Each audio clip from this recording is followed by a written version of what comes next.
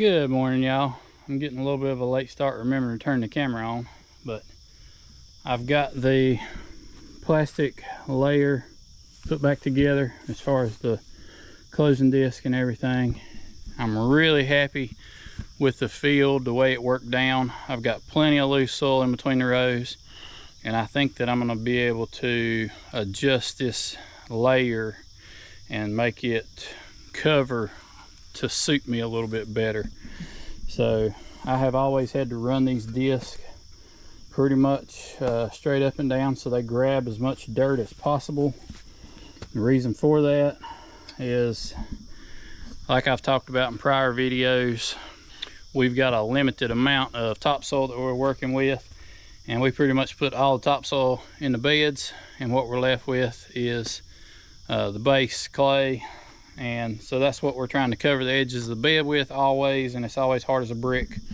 So I always have to keep these covering discs turned up where they will cut and pull soil. This time, fortunately, I've got everything worked up really nice. So I think that I'm going to be able to lay these more down where they do a better job of covering. But we'll cross that bridge when we get there. Another thing I need to do this morning is these plow points are worn out, as you can see. There's 4 inches from here to here and 2 1/4 from here to here. So I need to flip these points, and that will help me out quite a bit with being able to pull dirt up on the edge of the bed, because that's the purpose of these, is they loosen dirt behind the cutting edge of the bedder so that the closing disc has some dirt to get a hold of. So first order of business is I need to flip these. Then I'm going to go to the field and by myself, before I get expensive help out there, and try to get this thing dialed in just right. You can lay plastic by yourself. It's not very easy or very fun, but just for the purposes of getting it dialed in, I'm gonna go out and lay a couple of rows by myself just to get it set up to suit me.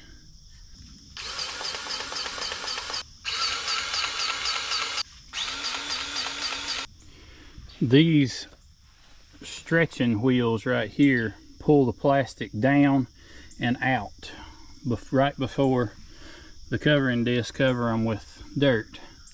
So the way that they run, I don't know how good you can tell. Yeah, you can.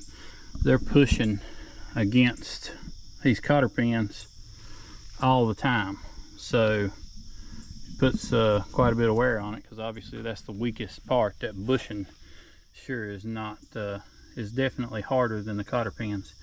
One time, probably many years ago, we were in the field and this wheel fell off, and we were in the midst of laying plastic in a hurry to get done. All we had was a nail, and there it is. And I just realized it is pretty worn. I bet you when I grab it with a pair of pliers, it's gonna break off. But I think it's high time that that gets replaced while there is an opportunity. No, it didn't break off. Nails are pretty hard. There we go. Good old 8-penny nail. Saved the day. Worked for a lot of years. This seems a little more appropriate.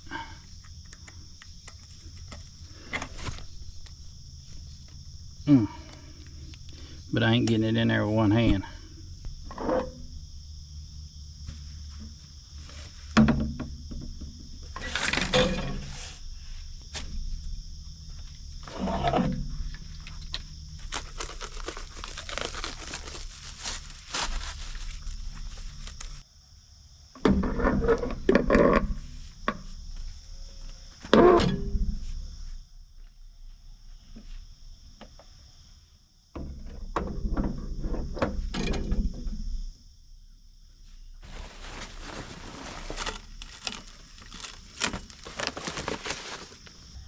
This video is not sponsored by them. I wish it was, but I'm telling y'all, if you ain't running Toro Aquatrax, you missing out.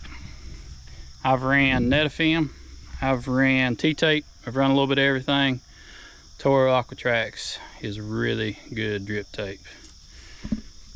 It seems to be a lot more cut resistant to me in my experience. This that I'm running here, I can't remember what they call this exact version of Toro Aquatrax, but it's not pressure compensating, but it's pressure regulating. It's like a more affordable version of pressure compensating tape. And on this field with these strawberries, there's enough of a heel there. I had some of this on hand.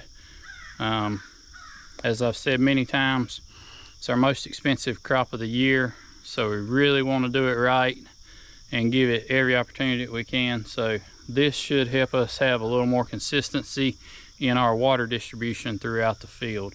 Only downside of this, and you might be able to get it in 0.45, but this is 0.34 gallons per 100 foot instead of 0.45 like standard drip tape. But it also has an emitter every 8 inches, which is give us a little more consistency of water. Sometimes if you've ever had drip tape on bare ground, you've probably seen this. When you've got every 12 inches, you end up with these like 16-inch wet circles, and it goes down, and it never seems to really wet the entire area. It's just you get these little circles down the bed. So this 8-inch will help with that just a little bit in a double road crop like strawberries. So I had some on hand, so that's what we're going to use. I feel like it's been a long time since I've made a really good plastic mulch laying video, and not that I know everything, I don't know very much, but as a first generation produce farmer, I know that there's not a lot of good information out there. It's kind of hard to figure out what you're doing, and if you're like me, when I was getting started, a lot of what I learned from looking up on YouTube. And there's just not a lot of good stuff out there about this on YouTube, or at least there wasn't back then. I haven't really spent a lot of time scouring lately. So I feel like I should have titled these few videos in a row I've made here, how to lay good plastic mulch. Again, not that I'm an expert, but I have learned a lot by doing it wrong. So we'll leave that at that. It is possible, as I've mentioned, to lay plastic mulch by yourself. It is not easy, however. I'm not going to lay this whole 40 rows by myself, I hope. I'm going to get one of the guys to come help me. If I only had 2 right now, or if I had 4 or more, I would get 2 guys here, and we would lay this and shovel it and cover it all at one shot right quick, without working anybody too hard. But I've only got 3. Doesn't work out too good, because I don't want to leave one doing a crappy job by himself while the other 2 get to come and help lay plastic. And I can't afford for all 3 of them, because somebody's going to be standing around doing very little or nothing if I bring all 3 of them over here. So I was really hoping I was going to get Holly to help me with this project, but she had something she had to do today. So I'm gonna pull my plastic through, I'm gonna shovel some dirt on it, I'm gonna stick a screwdriver in the ground and tie the drip tape around it. That's critical. And take off and start laying, and try to make some adjustments on the back end here, and I will talk you through that as I'm doing it, or at least show it to you what I'm trying to accomplish. But we're off to a really good start. You see we got these nice square corners on the bed. That's what we want. One adjustment that I'm going to make right away, because I've already got it bedded up, is I'm going to drop the tail of the machine down just a little bit, so that I'm not dragging up any more dirt really, because I don't need to burn the extra fuel for one thing, but two, the dirt's already here. The only thing we may need to do is put a little more down pressure on it, so to tighten it up. Of course, it's very tight. This is what you want. You want to be able to stand on your bed without really mashing into it. See, I'm not hardly even leaving footprints. That's a good solid bed. If you're pre-bedding like this, you want to try to do it as wet as possible. See, we still got some pretty good ground moisture. If you try to do this when it's dry, these beds are going to fall apart and you're not going to end up with square corners. And the square corner part is kind of about aesthetics, but not totally about aesthetics. You need this bed to be as hard and solid and full and tight as possible. Otherwise, your crop's not going to get off to a good start. When you poke a hole in the plastic, you want it to be like puncturing skin. Maybe that's a good analogy. You want to go straight through the skin of the bed into the meat. If you've got just a pile of clods, or if you've got holes and lumps in your bed, then you're going through the skin and then you've got air. We don't want air. We want to go straight into the meat. That's one piece of it. The other piece is, I've talked about this a million times before, but you want good capillary action for your water. You need that drip, the water from that drip, to move out through the bed. If you've just got a pile of clods or your bed's not tight, that water's going straight down. So, yeah, I'm gonna shut my trap and get started on this thing here.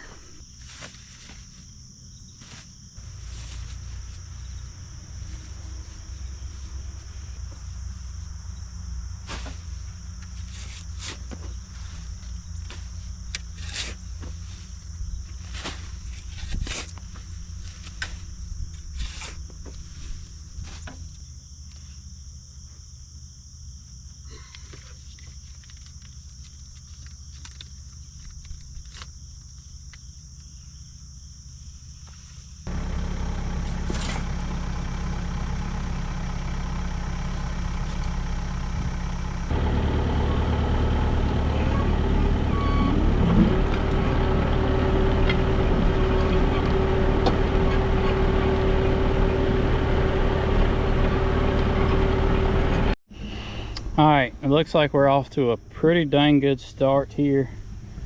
So one thing to always check is that you've got sufficient plastic laying down right here on both sides, and that you're fairly even.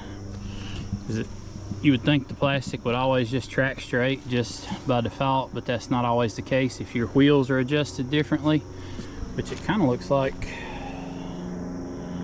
they are. I think I need to adjust on the wheels just a smidge.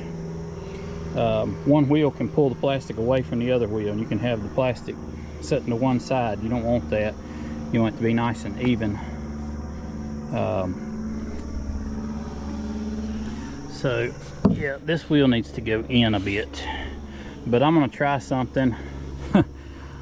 I'm gonna go against the if it ain't broke don't fix it thing. I'm gonna try to adjust these covering disc a little bit and try to get it where it's more loose sole laid a little more evenly, as opposed to we got a lot of clumps. And that's not really a problem. I mean, this is a perfectly acceptable bed. One thing I'm really happy about is this. Like I was just talking about, it is tight. There's no gaps anywhere. That's what we're looking for. Alright, after examining this, I ran the disc in some more. I'm gonna have to cock those covering disc back up just a skosh, because I'd really like to see just a little more dirt on top of the edges of the beds than this. Because the worst thing you can do is not put enough dirt on the edges, and then when it rains, it washes the hold down dirt off, and your beds are not covered good, and that's a disaster.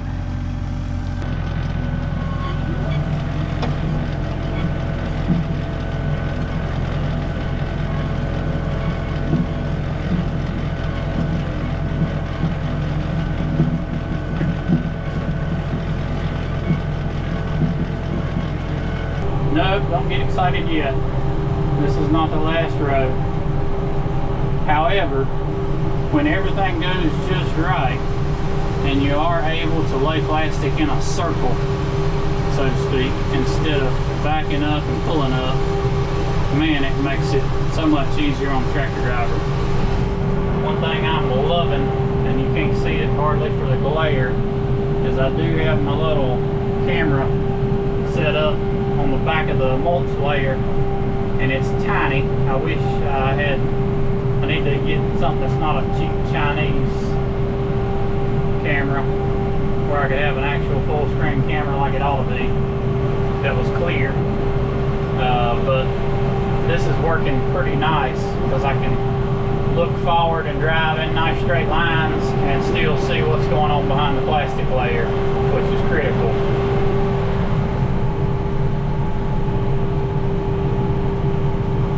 We are rolling on with it now. It's almost lunchtime. After lunch we'll knock out, we've got 25 rows left to go, and we'll have her licked.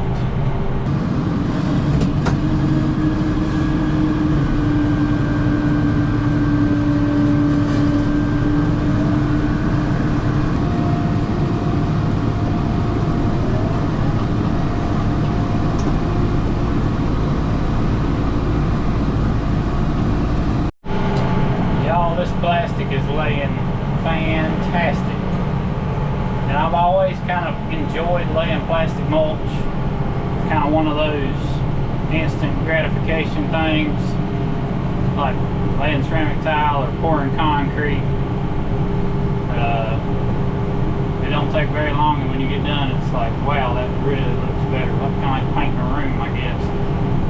But I've always kind of dreaded it at the same time, because that Ford 7740 has got one of the stiffest clutches I have ever mashed in, to the point that your back will hurt at the end of the day from being pressed against the seat, because my left leg is probably quite a bit bigger than my right leg just from matching the clutch in on that tractor. With this Kubota, it is absolutely the best thing ever. I am loving this. We're closing the gap. We got 10 rows left to do. Hopefully, I can start fumigating tomorrow evening. I've got to get a lot of tractor work done, get this all slicked up with the box blade, and then I like to drag a drag har around it and really get it smoothed up. And I take it one step further. I take a pallet behind the four-wheeler after the drag har and really get it super slick. Then we'll hook up the irrigation probably in the morning and get everything test run. Make sure we have no leaks, because we want all of our fumigant to end up in the bed, not leaking out somewhere. And one thing I will show you tomorrow, I may have to do some repairs on my injector, but something I do differently, I do not inject fumigant at the pump. I don't want that vape ham down there near the creek. I don't think we would have any problems, but kind of like fire extinguisher. I don't have a fire extinguisher because I'm planning on having a fire. I have a fire extinguisher in case I have a fire. I'm not going to put vape ham down at the creek. I put the total vape ham in the field and inject it right as it starts to go in the manifold. because I want to take no chances, and I don't want that fumigant running through my whole irrigation system. Even though I flush it afterwards, we're still irrigating crops, and that could effectively kill every single crop that I've got in the field. So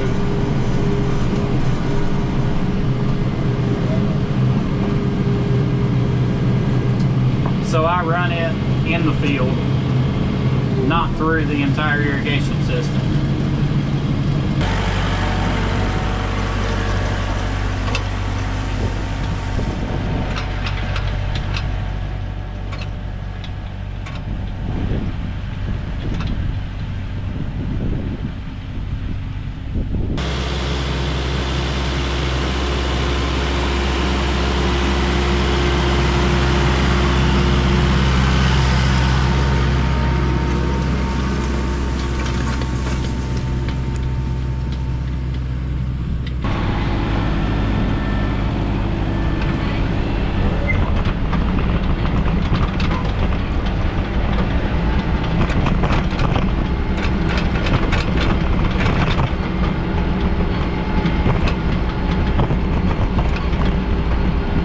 Forty 300-foot rows of black plastic.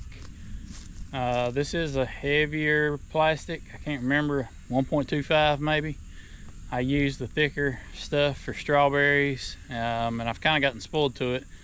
Been using it kind of on a lot of crops. I used to only use it on strawberries just to save a little bit, but it's really not that much more expensive, and it is a lot tougher. It comes up better when it's time to lift it.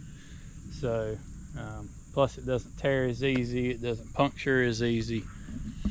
But either my measuring wheel is way the heck off, or the plastic manufacturers are getting stingy and shorted me a little bit, because I had 3 brand new 4,000-foot rolls of plastic, and I ran out of plastic with 4.5 rows left to go. So if you call it 5 rows, we're about 1,500 foot short on our plastic, and 3 4,000-foot rolls should have laid this 12,000 feet. But at any rate, I think I should be able to come up with a few more plants to fill those extra rows. But this will be quite a bit of strawberries for us anyway. We don't do any wholesale, not really interested in wholesale. I want to retail pretty much everything I grow. So this will be about all the strawberries that we can get rid of. Here is how we fix the ends of our drip tapes. That one's in there deep. So the water will be coming from the other end. So this end we need to cap off. We don't need it to be too long. That just gives a place for the mice or the coyotes to come along and chew on, or I don't know what the heck chews on them, but something chews on them in the winter time. So you take your piece of drip tape here, and you want to fold it once, fold it twice. If you fold it once, it's going to leak. It might leak a little bit folding it twice, but it'll leak a lot if you fold it once. Cut you off a little piece. I like to kink it just a little bit, makes it easier to get it inside.